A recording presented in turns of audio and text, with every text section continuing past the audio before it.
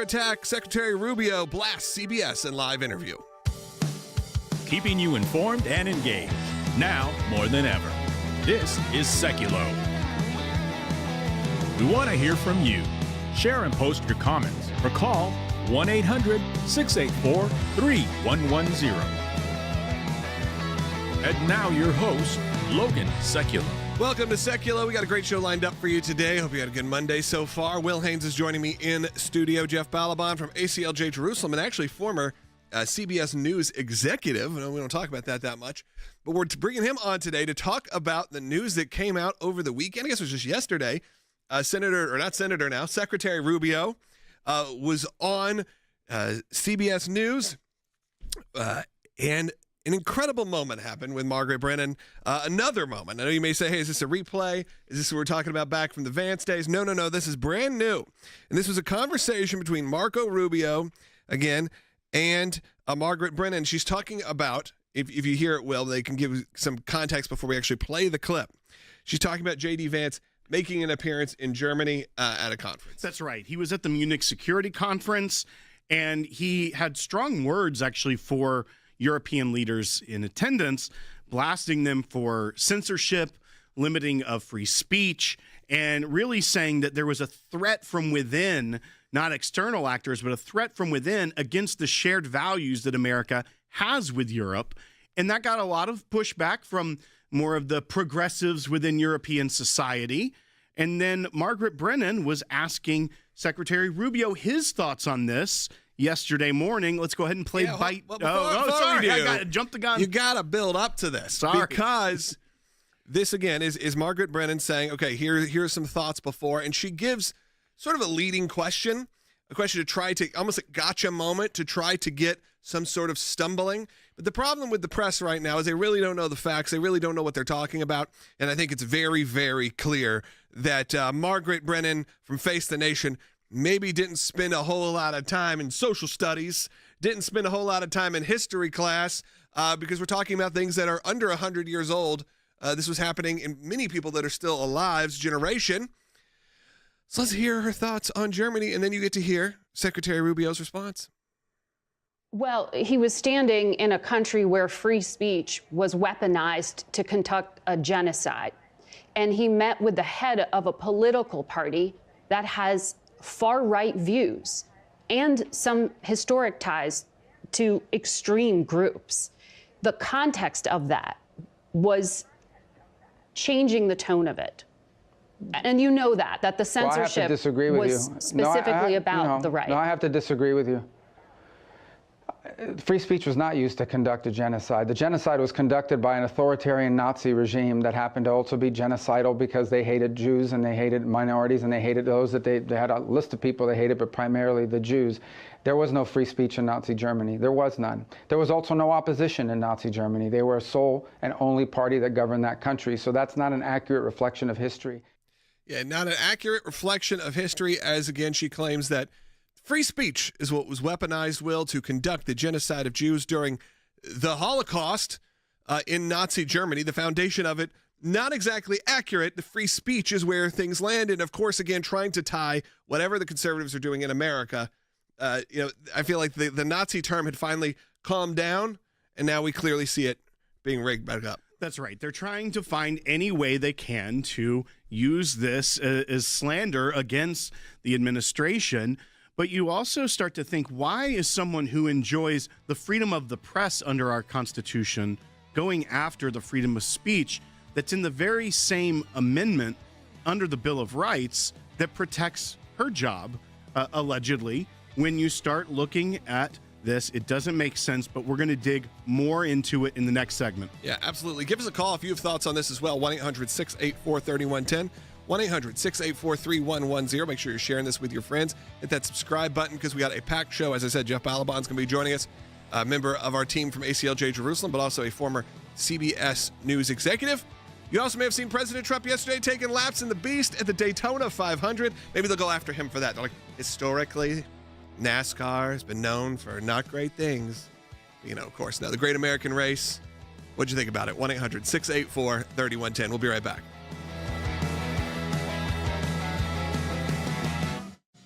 Vice President J.D. Vance says that free speech in the UK is in retreat. This is the speech he gave. The threat that I worry the most about vis-a-vis Europe is not Russia, it's not China, it's not any other external actor. And what I worry about is the threat from within, the retreat of Europe from some of its most fundamental values, values shared with the United States of America. In Britain and across Europe, free speech, I fear, is in retreat. Margaret Brennan wasn't too impressed with Vance. Well, it sounded to a lot of these allies of the United States like they were being described as adversaries or autocrats. It was really the focus here, two things. One of them was migration, and the second was what Vice President Vance calls censorship. He was trying to bring that MAGA message of the enemy within. Face of the Nation host Margaret Brennan has made a bizarre statement where she blamed free speech for the horrors of the Holocaust. He was standing in a country where free speech was weaponized to conduct a genocide. And he met with the head of a political party that has far-right views and some historic ties to extreme groups. The context of that, and you know that the censorship I have to disagree with was you. specifically about the right. No, I have to disagree with you. Free speech was not used to conduct a genocide. The genocide was conducted by an authoritarian Nazi regime that happened to also be genocidal because they hated Jews and they hated minorities and they hated those that they had a list of people they hated, but primarily the Jews. There was no free speech in Nazi Germany. There was none. There was also no opposition in Nazi Germany. They were a sole and only party that governed that country. So that's not an accurate reflection of history. I'm glad J.D. Vance has pointed it out. The question is whether or not our own political leaders will take any of this on board.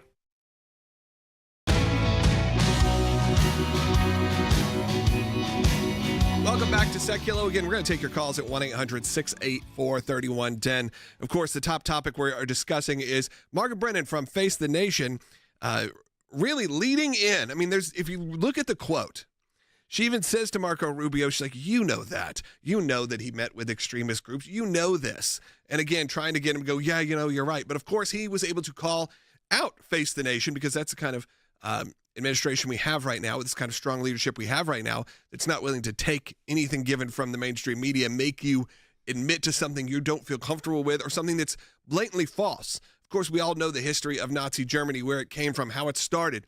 It's pretty well documented on this. But of course, they're saying it was the weaponization of free speech is what caused a genocide of the Jewish people and other minority groups and orientations and everything that was happening in Nazi Germany during that time. But of course, they have to figure out a way to tie it in to whatever's happening in modern day America, because how could you not? How could you not tie those things together? And of course, you have Margaret Brennan, probably the most time she's been said on any of one's broadcast, just due to just a few weeks ago. Of course, we all remember the moment with J.D. Vance that happened, where J.D. Vance kind of schooled her on what was going on in terms of the vetting process. That's right. And so she is getting a lot of eyeballs. I don't know how many people watch Face the Nation when it's on the Sunday shows anymore. It's on in a lot of hospitals. It's on in a lot of waiting rooms. I feel like it's just there. But she is getting this attention because it clearly seems like she has some sort of resentment against J.D. Vance, probably back to the comment where he said, "I don't really care, Margaret." And what we see here, though, is a rewriting of history, a elitist, liberal-minded media that is no longer curious about truth. They are only concerned about pushing an agenda. And that's where it gets very dangerous, in my opinion, because under the First Amendment, Congress shall make no law abridging the freedom of speech or of the press.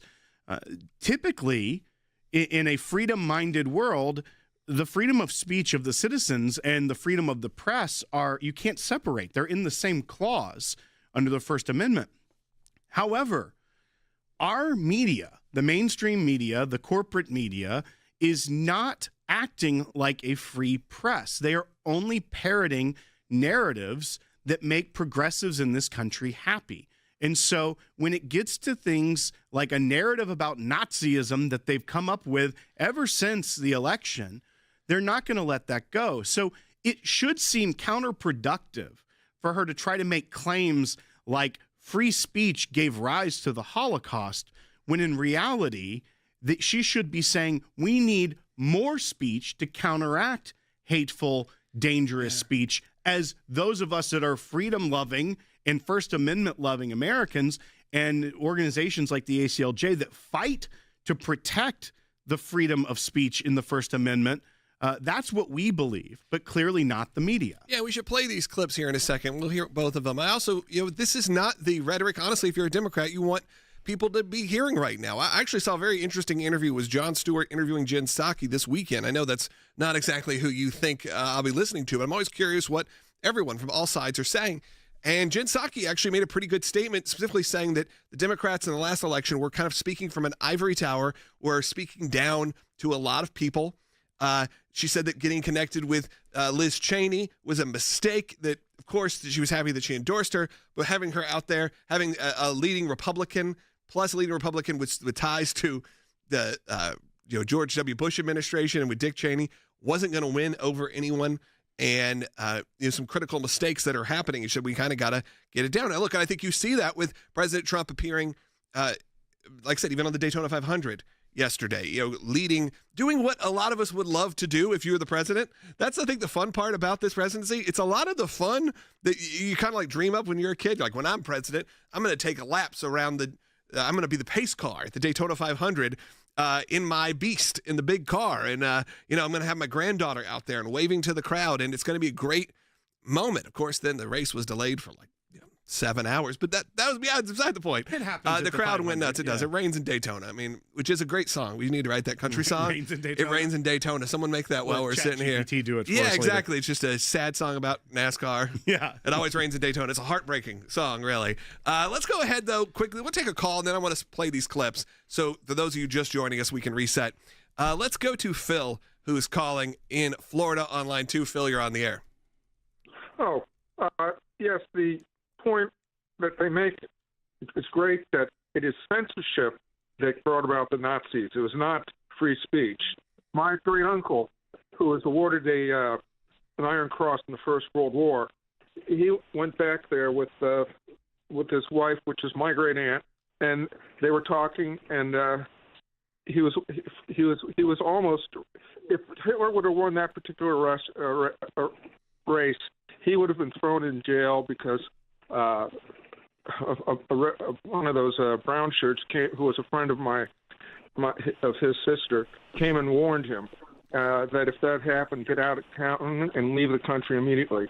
One of the people that we talk about a lot, and you hear now news a lot, and there was a movie about him, was Bonhoeffer just this year. That's what that story is. Someone that spoke out against the Nazi regime publicly and was ended up killed for it, was ended up hanged for it. What's so bizarre is that free speech has almost now become a euphemism for conservative speech. Yeah, for hate speech. Right. Yeah. They don't like the fact that people can have a different opinion than them.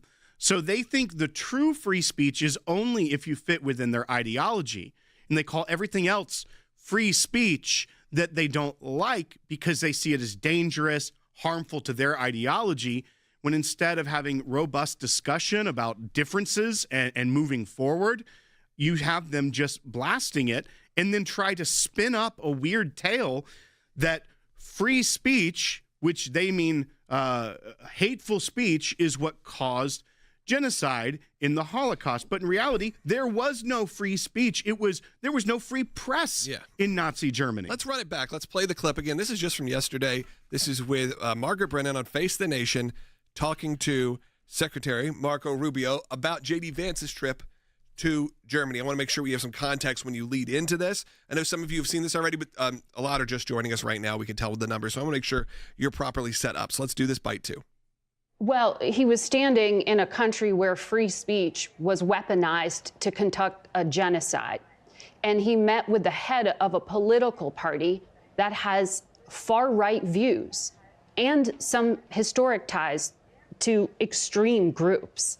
The context of that was changing the tone of it. And you know that the censorship was specifically about the right. No, I have to disagree with you. free speech was not used to conduct a genocide. The genocide was conducted by an authoritarian Nazi regime that happened to also be genocidal because they hated Jews and they hated minorities and they hated those that they had a list of people they hated, but primarily the Jews. There was no free speech in Nazi Germany. There was none. There was also no opposition in Nazi Germany. They were a sole and only party that governed that country. So that's not an accurate reflection of history. So yeah, he definitely schools her on what happened there. I want to though now play J.D. Vance at that conference. So you have a bit of a context, Will. What was this conference, just so people know? This was the Munich Security Conference. So it's a frequent event. World leaders come around and they get there and they talk about the big global threats. And what J.D. Vance's different take was that it's not just Russia, it's not just China that we need to be concerned about. It's actually the threat to our shared values that we're seeing being eroded in what were being eroded in America under the previous administration, but what he sees being eroded in Europe. So let's go ahead and play bite 5 from Vice President Vance. The threat that I worry the most about vis-a-vis Europe is not Russia, it's not China, it's not any other external actor. And what I worry about is the threat from within, the retreat of Europe from some of its most fundamental values, values shared with the United States of America. I think when you hear those clips and you hear what Margaret Brennan was saying, that's why we have to be here. The ACLJ still got to be strong in these moments because there's a lot of people who want to undo everything that's happening right now, all the positive that's happening right now, whether that's defending life, whether that's defending Israel, because that's really what we're talking about. When you look at what the topics are that are at hand, these are the topic points of today, whether it is the support for the unborn, whether it is the support for the state of Israel. We saw a lot of movement happening over the weekend, and we'll talk to Jeff Balaban a little bit about that as well. But look, we are now midway through the month of February, and we could really use your support. So I'm going to encourage you right now as we head to break here in just a moment before we move on into our next segment to give to the ACLJ. There's a lot of ways you can do it, but the easiest way is just go to aclj.org, click that donate button. If you want to, you can become an ACLJ champion. That's someone that gives on a monthly basis. And that's a great thing to do because that gives us a baseline. For everyone who joins and becomes a membership, we have an idea of what kind of donations could be coming in so we can set our budgets correctly. If you want to be a champion of life, liberty, and freedom and everything that we hold dear here, all of our ACLJ values, around the world, by the way, represented around the world, we have ACLJ offices here, in Europe, in Israel. I'm going to encourage you to go to aclj.org and do that right now. Become an ACLJ champion. Join the over 20,000 people that have done that.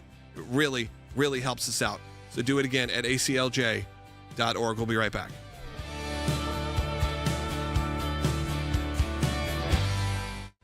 What has been interesting to see over the last few weeks now, I mean, we're almost to a month now of a Trump presidency, 3.5 weeks or so, is all of these new moments that people are not used to seeing. They're not necessarily used to paying attention to all of the confirmation hearings. They're not used to all these executive orders going out and then to see how the pushback works, to see how the pardoning process works.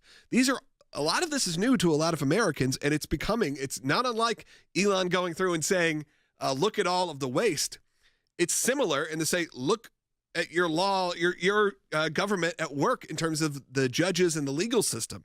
But now we have a new sheriff in town, but we also have this new department going in to take care of business. And I think it's pretty enlightening for a lot of Americans to see what we're wasting money on and how you can get involved and actually make changes within organizations that do maybe need to exist in some form. I don't know if the IRS needs to exist in the form it's in right now, but you understand why there are these departments. For too long, all American people have been squirming under the arbitrary bureaucratic power of the IRS.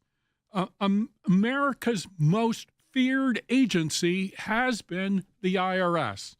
Now it's the IRS's turn to squirm under the scrutiny of DOGE. And all American people have never been happier. You can hear champagne corks popping in Maine, in Florida, in Chicago, and Los Angeles. Because this is, I think, a fantastic day for the American people. We can now finally see what is under the hood of the IRS, and I think it will ultimately prove very, very ugly.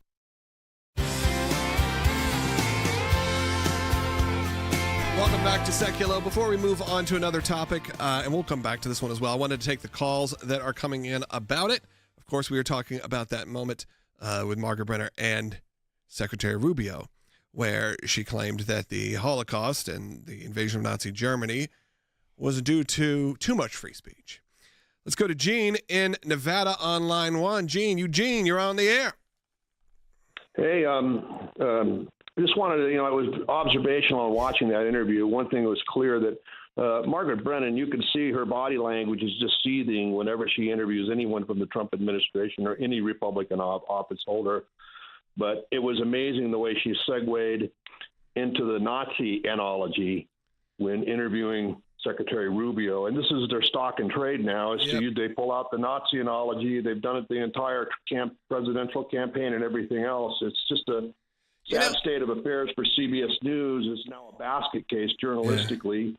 And hey, we got a former CBS News executive joining us in the next few segments. And Gene, I feel that way too, because honestly, after the landslide election is what you could say, the victory for President Trump, they quickly backed off of the Nazi rhetoric. We actually saw that. I can't believe I'm saying this out loud. But they, even Kamala Harris was like, there will be the smooth transition of power. We're going to sit down and meet with the Trump administration. Of course, this was the person she was calling Hitler days before.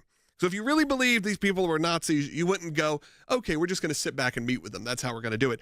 But you have members of the press that are still going to stick to this talking point because they know it, tickles the ears of their favorite, viewers. And then, of course, get some attention. But I don't think when you have someone as skilled as a Marco Rubio who's been doing this for decades now on the air, you're not going to get away with it, with the leading, of course, you know this. You know that it is the rhetoric that they're saying. You know this, Marco Rubio. Just admit it. Admit that what they're saying is Nazi propaganda. That is not the way it's going to run. And what happens as soon as Marco Rubio does a master class of showing how to handle this type of hostile interview? Politico just sent out a push notification right before we went on air. It says, it's becoming clear that Secretary Rubio is secretary in name only.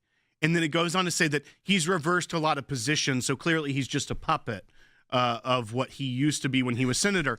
So here's the game plan for everybody watching at home. Someone in the administration shows how strong and smart they are on the puppet media of the left, and all the other attack dogs have to go out and discredit them and say, look, they aren't a free thinker. They aren't really as smart as they look. They're just a puppet of Trump. It's disgusting. I also hate the idea that our legacy media pretends like they don't understand how an administration works and that you are serving at the pleasure of the president. You are making decisions based on the agenda set forth by the president. Sure, you have your own thoughts. You are there to advise and to give your own opinions and all of that. But I saw that one of my family friends was talking about how they were disappointed with some of RFK's changes in his opinions. It's like, no, you don't understand how any of this works. You don't understand that, sure, he picked RFK to come in to be the HHS secretary. That doesn't mean he has no oversight of it anymore. It doesn't mean the president, who was the one elected, doesn't have oversight anymore. But you know what? Here's the actual truth about it, Logan, is that that's the way the left wants it to be. The left wants it to be what they had under Biden for the last 4 years. I'm surprised we didn't see articles that said when you saw the decline of President Biden, look, we don't even really need a president because the cabinet members and the bureaucrats are doing such a great job without having a president as an overseer, as someone who gives direction and gives advice and gives agenda items. That is actually what they want. They want it to be the cabinet members, the undersecretaries, and the bureaucrats that we're trying to root out with the DOGE programs that are going on and the cutting and slashing of wasteful spending. That's what we want. The left and the media, they want what Biden did. Yeah. That was the perfect presidency for them. We're going to move on to that topic here in just a minute because I see some questions coming in specifically about that. But let's first go to Terry in Pennsylvania, who's watching on Rumble, kind of wrap up this portion of the conversation about that CBS News moment. Go ahead, Terry. Hi, guys. Thanks for taking my call. I think an important thing to keep in mind in this free speech debate or discussion is that if you think about it, Joseph Goebbels really got so many Jews killed during World War II and the Holocaust. Can you imagine if he had unfettered free speech with Twitter, he could have killed every Jew, right?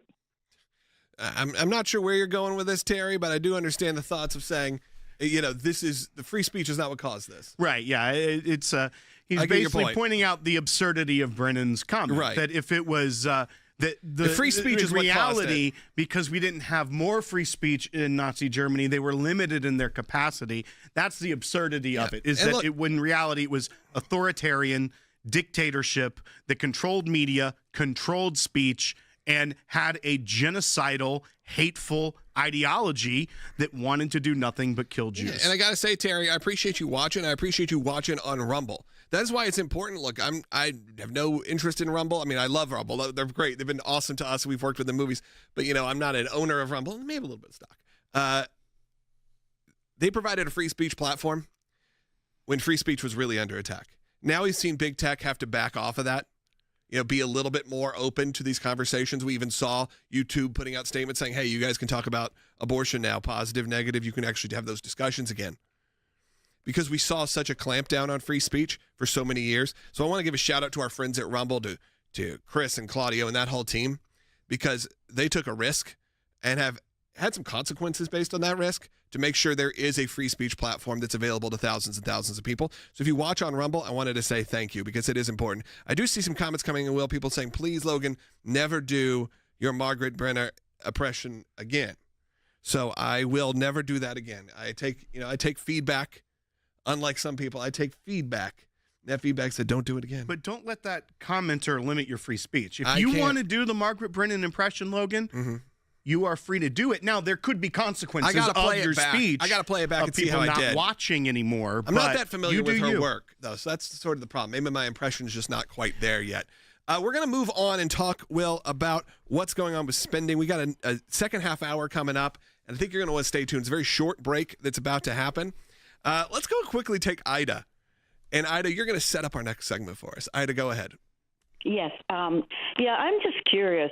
We were talking about the DOGE going to IRS and making some changes. And what about those 87,000 IRS agents that were just hired by Biden? Well.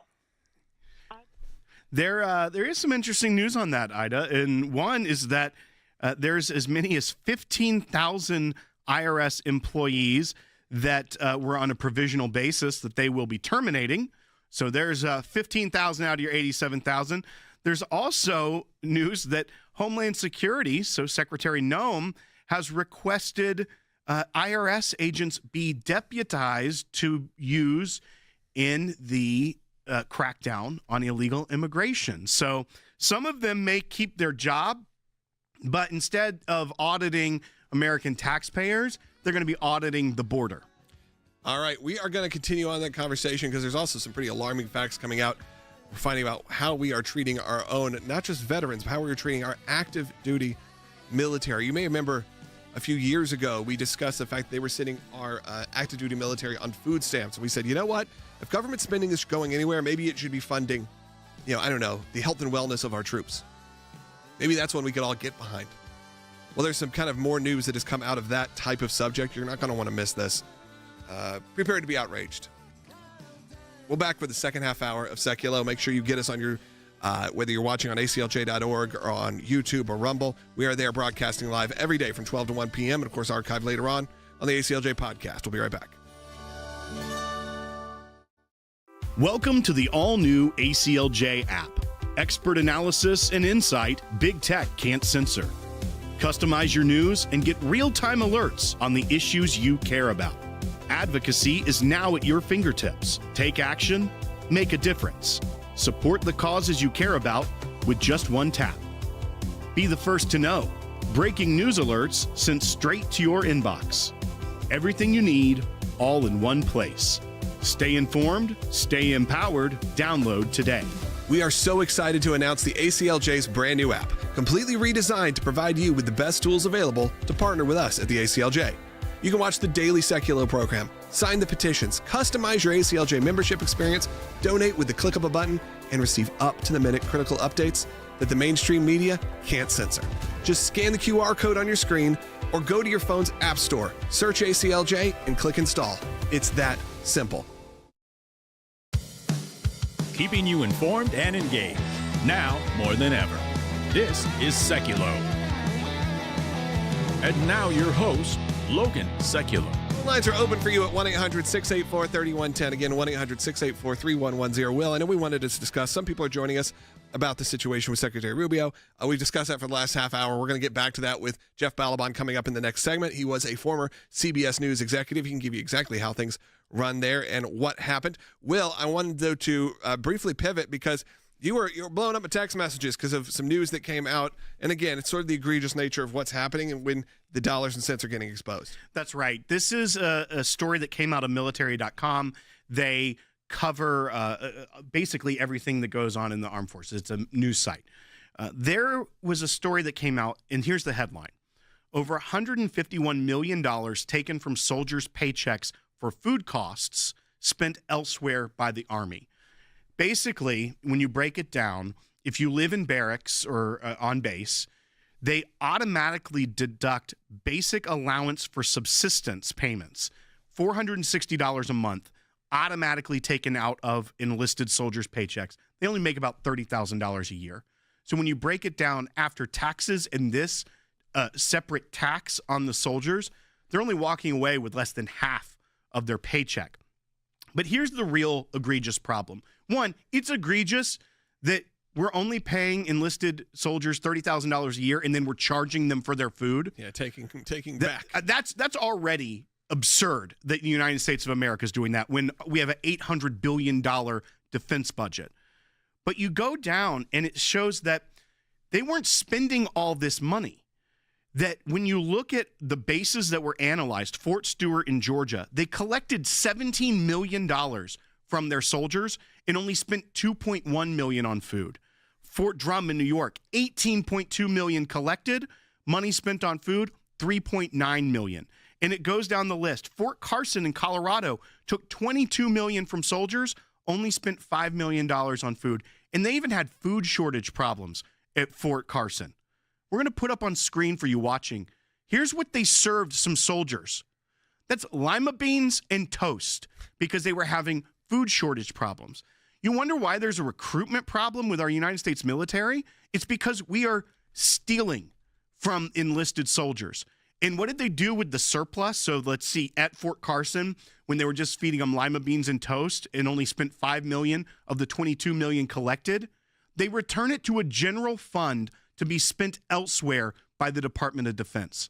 So not only are we only paying our enlisted soldiers $30,000 a year, not only are we taxing them for the food that they eat instead of providing the food for them at that point, but then they're taking what they don't spend on the food and they're spending it on other things in the military. That should be criminal.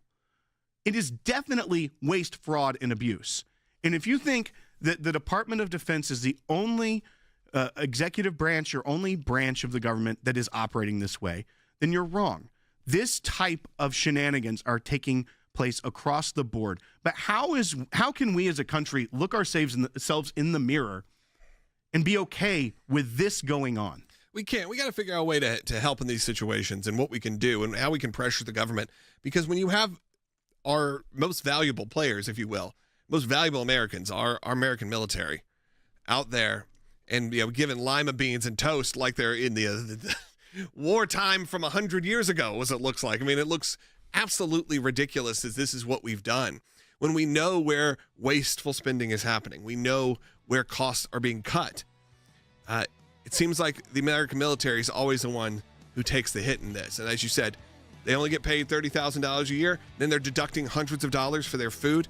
This is not, look, we're not for government waste or government spending, but if you're going to do it, how about we do it for them first? The people that need it the most, the people that are out there on the front lines for you and for all of us to stay safe. It doesn't feel like that big of a stretch. We're going to continue on the conversation about that topic.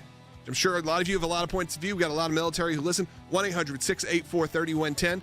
Get in line right now, because after Jeff Balaban in the next segment, I want to take as many calls as we can. We got 4 lines open. 1-800-684-3110. I'm also going to encourage you right now, become an ACLJ champion. That's a monthly recurring donor to the ACLJ. Really helps us out, helps us start a baseline. ACLJ.org. Help us protect your values. ACLJ.org/champions. Vice President J.D. Vance says that free speech in the UK is in retreat. This is the speech he gave. The threat that I worry the most about vis-a-vis Europe is not Russia, it's not China, it's not any other external actor.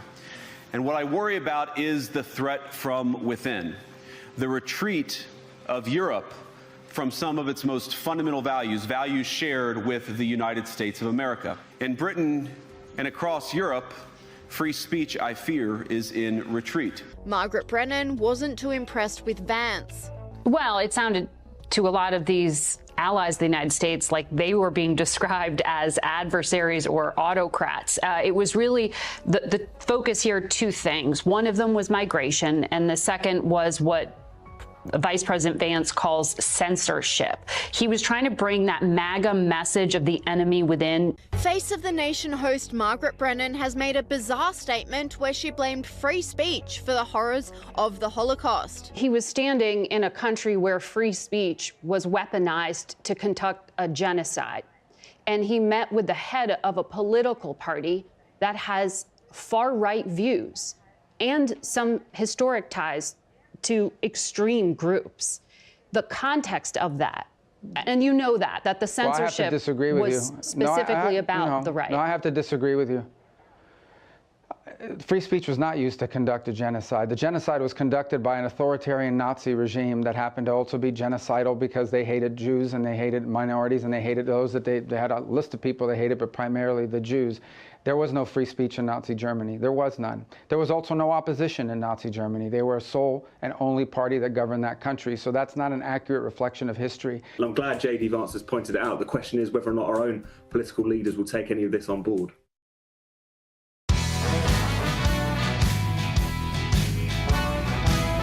Welcome back to Sekulow. We have Jeff Balaban joining us, a member of the team and heads up ACLJ Jerusalem. But we're having Jeff on, though it definitely ties into what is happening in Israel.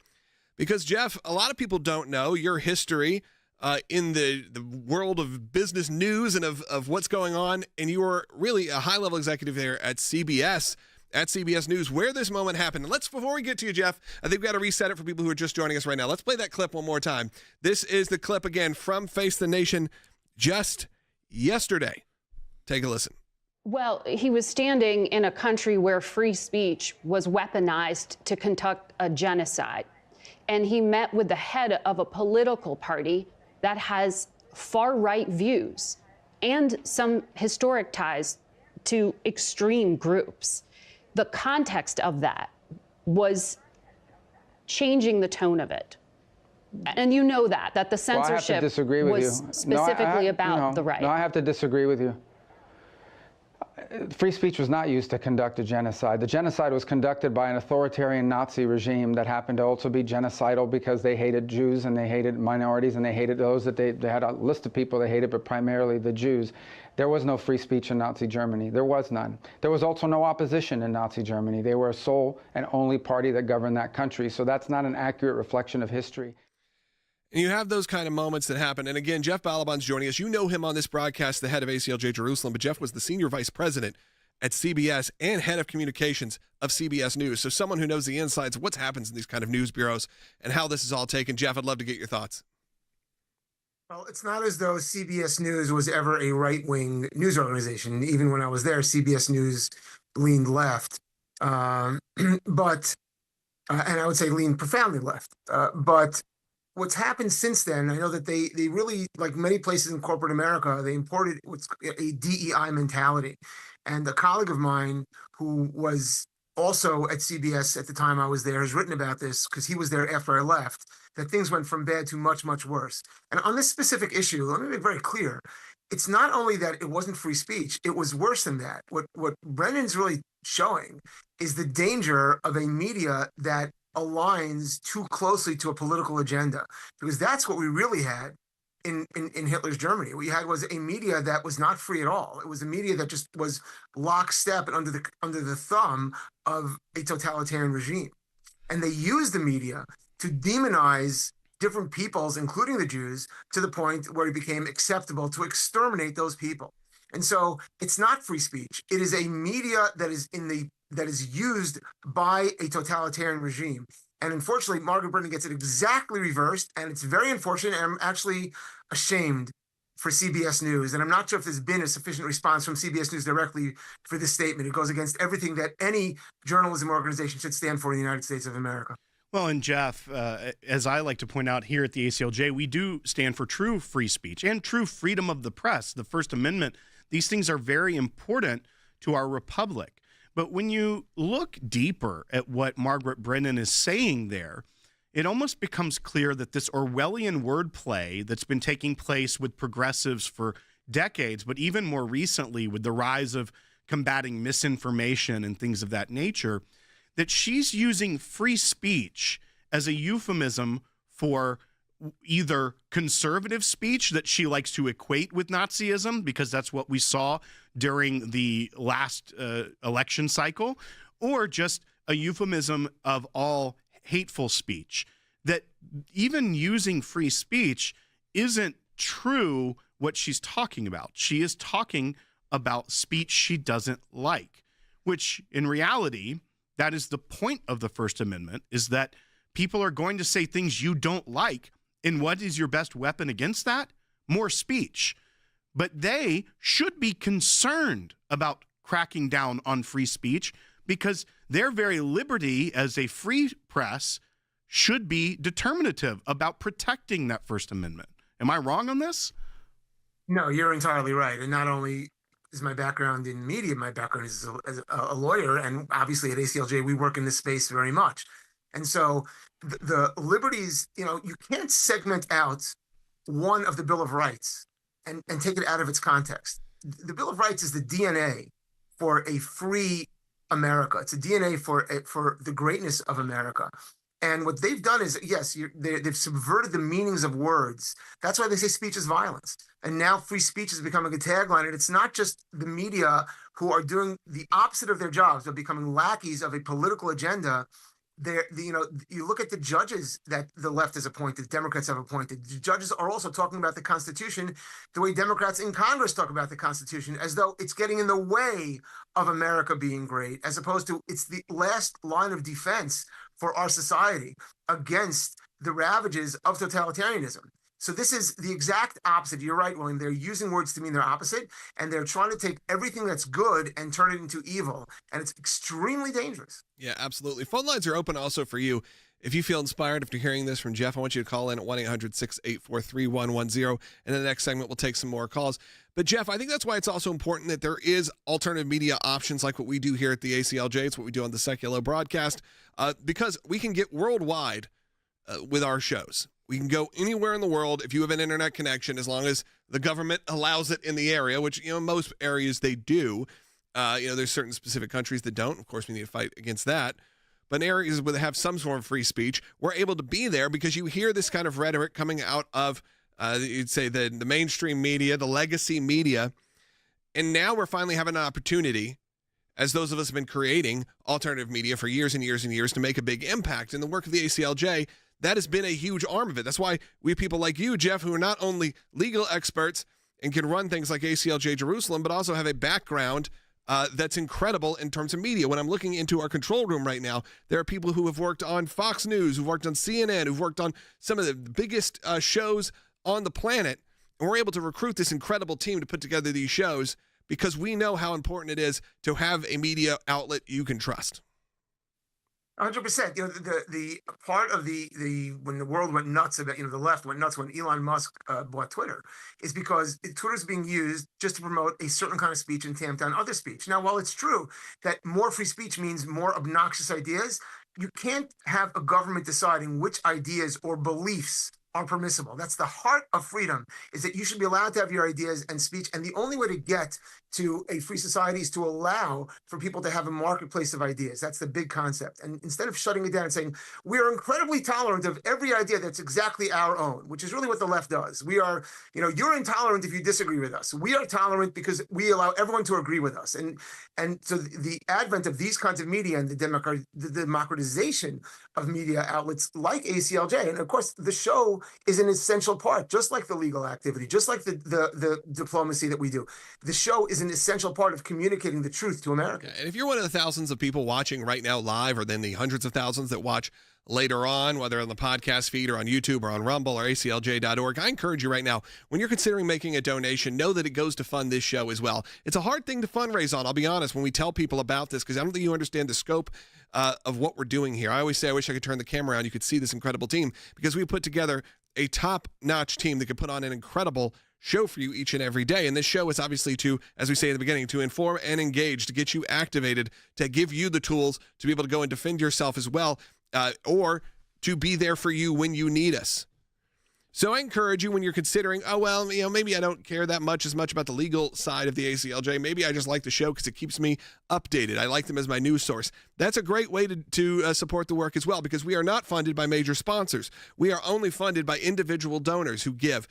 So people like you who are listening right now, go to aclj.org, make that donation today, and it's great, because you know that you're supporting an incredible team here. You heard Jeff Balaban. We're able to talk about the hypocrisy going on at CBS. We have a former CBS executive on our team that you get to hear on the show each week. You hear Rick Grinnell. You heard until just last week, Tulsi Gabbard. An incredible amount of people. And then you go behind the scenes, and there's incredible people working behind the scenes. People that came from some of your favorite shows on legacy media, if you will, and some of the ones that are our friends. And it's really been amazing to put together this team and to see the impact we're being able to make. And Jeff, I did want to give a quick update on Israel, what's going on. Obviously, over the weekend, there was some movement. We were unsure what was going to happen, but how are things looking? Well, everything remains in a very tense state right now, because obviously President Trump threw down the gauntlet to the bad guys. And now the question is, what will Israel do? Israel obviously has the military power to devastate its enemies, but Israel's always very, very ginger about it. It's hard to say that because the world keeps on saying the opposite. And so Israel's now really confronted with, it's time to call an end to this nonsense, get all the hostages back, and finish this up. So we're watching real time as decisions are being made in terms of ramping up military activity. Fantastic. Thank you so much for joining us, Jeff, today. We really appreciate it. As I said earlier, phone lines are open for your calls. Looks like we have about 2 lines open right now, 1-800-684-3110. We'll get to your calls coming up in the next segment, whether that is what's going on in Israel, whether that's what's happening with that CBS story, or again, how we are treating our own military, as Will brought up, the fact that they are having their pay deducted to feed them and feed them poorly. Of course, these are people that only make about $30,000 a year to protect us as a nation. So what can we do to help? We're going to work on that here at the ACLJ. And again, I encourage you, we got to have the resources to protect all the agendas and all of the plans that you want to see this country have. So I encourage you, go to aclj.org right now. Become an ACLJ champion if you can. The DOGE Department of Government Efficiency, has entered the IRS and the Pentagon, and you have Pete Hegseth saying we welcome it, because if there's government waste, it doesn't matter if it's in our department or others, we want to get it taken care of. When you have a bureaucracy, which is what the Pentagon is, that has failed 7 audits in a row, meaning they can't account for where all of this $800 billion is going, then you have a culture problem. And that is what Pete Hegseth is tasked with changing, making the military focused back on protecting America and the relationship with many of the contractors that continually build things for the government and continually bill them for projects. It's out of control. And I have a prediction. I think you're going to see that Elon Musk, DOGE, and Pete Hegseth have done the impossible. They are miracle workers, They're literally. working together. What they are going to do is they are going to make those on the left all of a sudden be the biggest supporters of our troops. Right. Because now the headline and spin you're going to see is that they're making it more dangerous for our troops. They are making it so that we aren't going to be protected here at home, when they are the ones that have been forcing DEI and all these pet projects on the military. But when you have a bureaucracy, we've seen how many of the generals have become so political instead of remaining generals within the Pentagon. Right. You have a situation where it becomes just like any other bureaucracy. And when you have $800 billion and you know that the lethality of the military isn't where it has been, what we need is a culture change. And people want their money spent wisely. And so that's what this is doing. It is using the funds that they have to redirect and make it more effective. Welcome back to Sekulow. We're going to take your phone calls now, and we got two lines still open at 1-800-684-3110. Let's go to a caller that we take quite a bit. Bill in Wyoming. Bill, let's see. You're on the air. Go ahead. Hi. Thanks for taking my call. You're talking to a very angry veteran. Now, it's been some time since I've been stationed abroad, but I'm talking about this business about the payments. Now, my memory is that we did pay for food when I was in the service at the different facilities. And if we had to be compensated, it would be because of the fact that they had to, upgrade the facilities to service better or get our pop machines in, if you know what I mean. Something like that. But the thing of it is that if they had no capability of doing that, they would give us a payment so we can eat elsewhere, or if we were married, we were paid to, compensate for that. This is ridiculous. I don't see why they should have to take that kind of money out of our own paycheck. Yeah, Bill, I think we felt that way as well. Will was sending me a lot of texts over the weekend about the way that we're treating our troops has always been questionable at best. But when these kind of moments get exposed, we got to be able to act quickly and fix any problems we see. If you have a Department of Government Efficiency, get in there and say, you know what?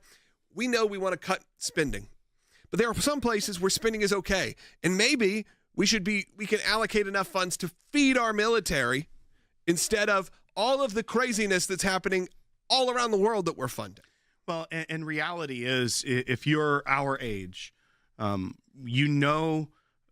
of your peers that have gone overseas and fought in a war, a very bloody, violent war in Afghanistan or Iraq. I have close friends of mine, family members that chose to serve, a very close family member that had a very thriving career and decided to drop that to go serve our country. And you see the horrors that they endured in this war, fighting sacrificially for our country to protect Americans. And knowing the baggage that many veterans bring home and struggle with. And we've had the discussions about the appropriate mental health care that our veterans are receiving, or the lack thereof.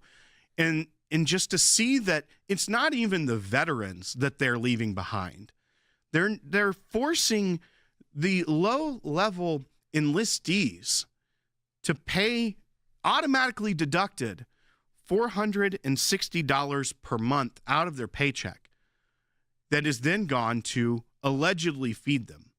But the bulk of that is going back to the Pentagon to spend elsewhere. Yeah. That is a tax, an extra tax that we don't have to pay. Yeah. The soldiers themselves are paying. That's devastating to me. Think about if you maybe have a student in a private school. A lot of times there's meal plans that you can sign up for, and those meal plans are, yes, they could be $400, $500, $1,000 for the semester to feed 5 days a week, real food, not lima beans and toast.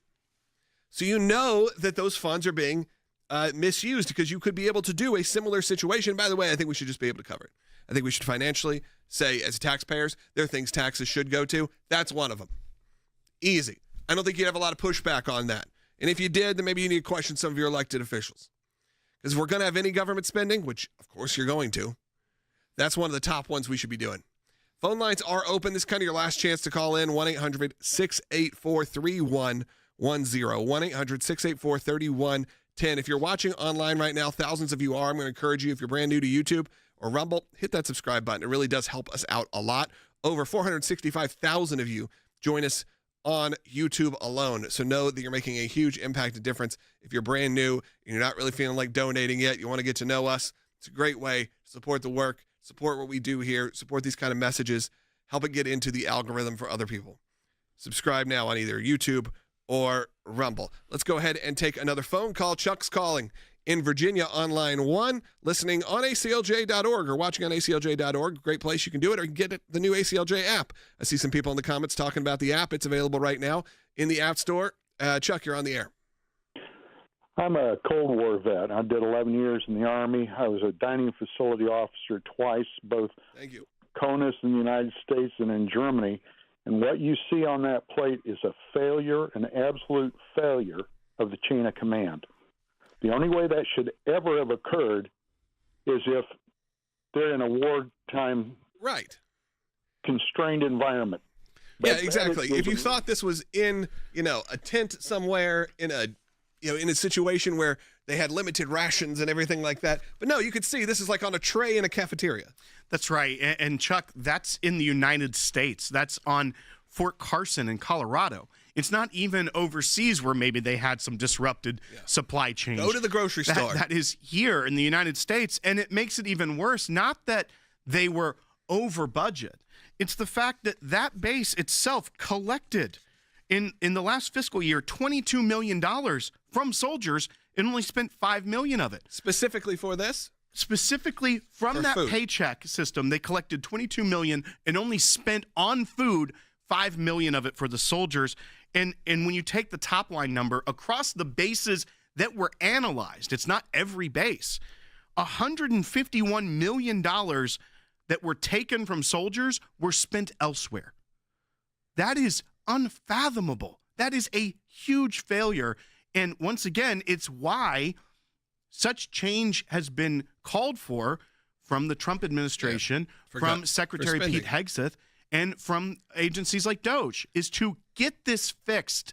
The priorities are misplaced and have been for a long time by bureaucrats, leadership in these agencies that are too focused on where they can spend money instead of focusing on the mission. Yeah, so when you see your friends posting on social media, how dare they cut USAID and USAID, and look, they're going to stop feeding children in other countries. They're going to stop feeding. Look, we all know that's just liberal propaganda talking points, so that's not actually what's happening at all. But how about you have that as your counter argument immediately? How about we start feeding our own nation's military, our young people who decide to serve our nation voluntarily, to put their life on the line? Should we start there? Maybe that's where the funds could go. See what they say back. And we got to figure out how we can help support this and get this help pushed through, because we need this to be fixed. And we have to bring it to light, because it may not be the number one story you're going to hear. That is why there's great options like us here at the ACLJ and on the Sekulow broadcast, because we're able to bring these to your attention. And then the ACLJ team is able to get into action. So we get our legal team involved. We get everyone involved, media, legal, all sides, to really represent your point of view, your wants, your needs, and of course we can represent you as well. So if you ever need legal help and it's within our scope, all you have to do is go to aclj.org/help, fill out a quick form. And again, if it's within the scope of the work that we do here, you get attached to a lawyer immediately at absolutely no cost. But it's only at no cost because people like you who are watching and enjoying this show give and support. We're not funded by big sponsors. Even if you're hearing those sponsors on the radio, if you're listening on radio, not much, if any of that, goes to us. That goes to your local station or to your network. And it certainly is not enough money to fund the entire operation that we have here. That all comes from you, our listeners, our viewers, our supporters, our ACLJ champions. We got to protect the unborn. Got to uphold liberty. You got to defend Israel. All of these things need your support urgently. Make your tax-deductible donation right now.